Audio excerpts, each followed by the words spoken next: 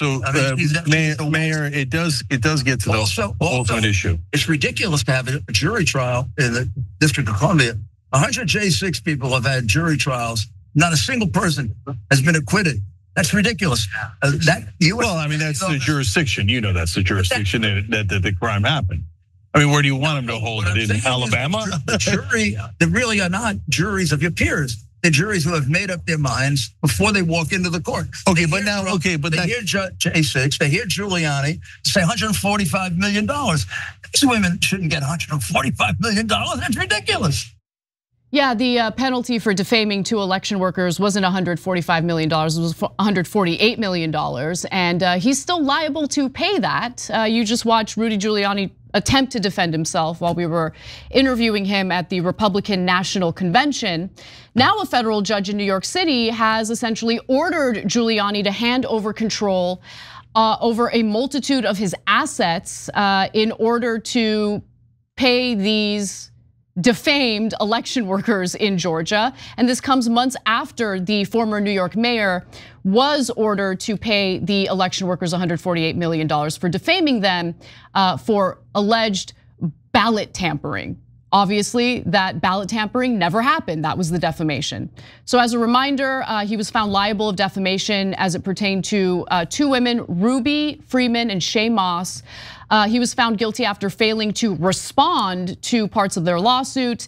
Then in December, a federal jury ordered Giuliani to pay $150 million, or nearly $150 million for his lies about Freeman and Moss, and the pair have been working ever since to collect the money. He was ordered to pay $16,171,000 to Freeman for defamation, nearly $17 million to Moss for defamation, $20 million to each woman for emotional distress, and $75 million total in punitive damages. So he says, I can't afford it.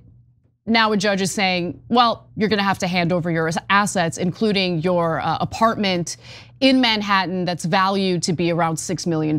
There's more to the story, but I wanted to give you a chance to jump in, Jake. Yeah, so the part of this story that I love is that finally there are consequences for lying.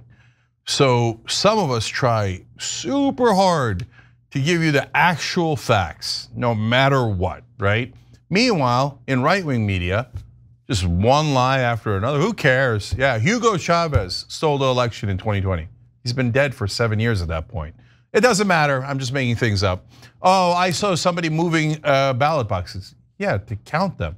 It doesn't matter, they're mules. There's a bunch of mules and krakens. We're just gonna make everything up. We're just gonna lie, lie, lie. Oh, those two innocent people who were good people who were trying to help, who went and worked at a voting station as good patriotic Americans, I'll just smear them.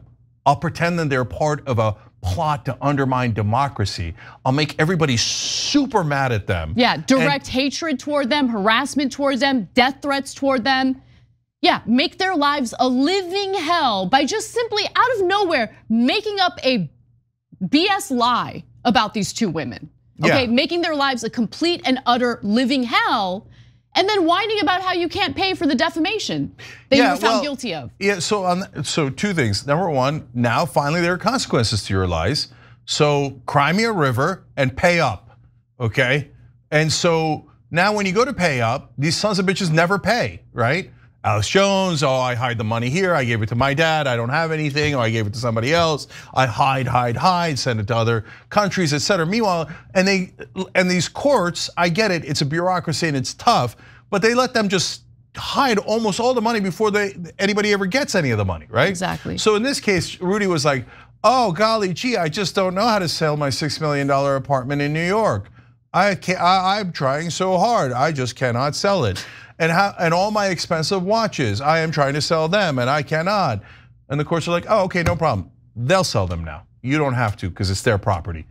Please vacate the premises. Yeah, that's exactly what's happening. Problem solved.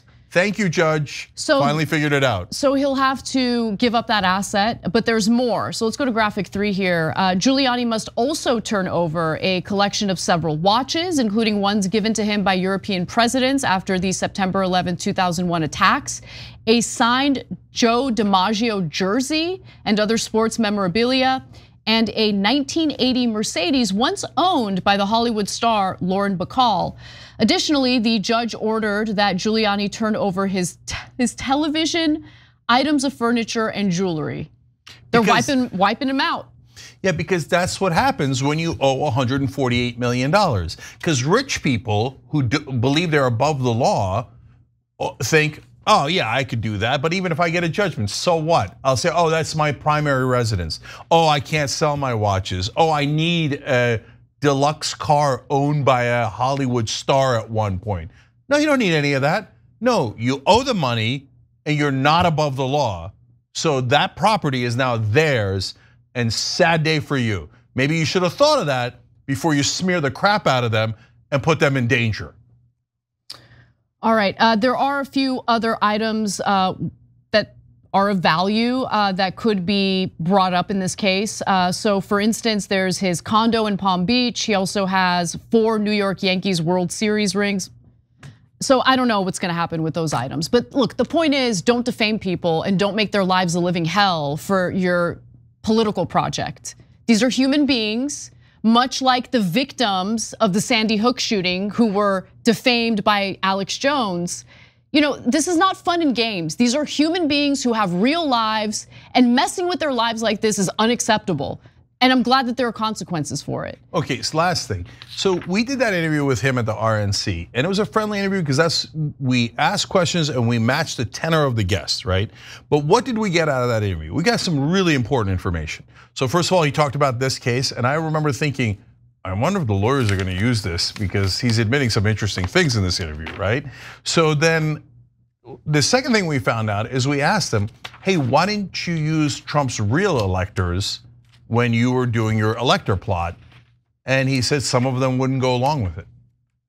Oh, so you said Ruby Freeman and Shaye Moss were helping to steal the election when you knew that was a lie and it would endanger those women.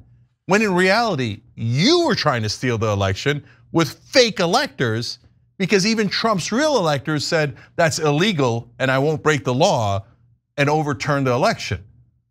So if you're a person who doesn't care about the truth at all, and you don't care about our democracy at all, and you try to steal an election and then blame the other side for it, you'll excuse me if I don't shed a tear about your World Series rings and your luxury cars and your luxury apartments.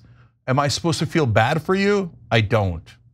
The only person I feel bad for in this story is Lauren Bacall. May her soul rest in peace, even though I'm not religious. She's a beautiful actress, and her Mercedes-Benz should not have ended up with Rudy Giuliani. Thanks for watching The Young Turks, really appreciate it. Another way to show support is through YouTube memberships. You'll get to interact with us more. There's live chat emojis, badges. You've got emojis of me, Anna, John, JR, so those are super fun. But you also get playback of our exclusive member-only shows and specials right after they air. So all of that, all you gotta do is click that join button right underneath the video. Thank you.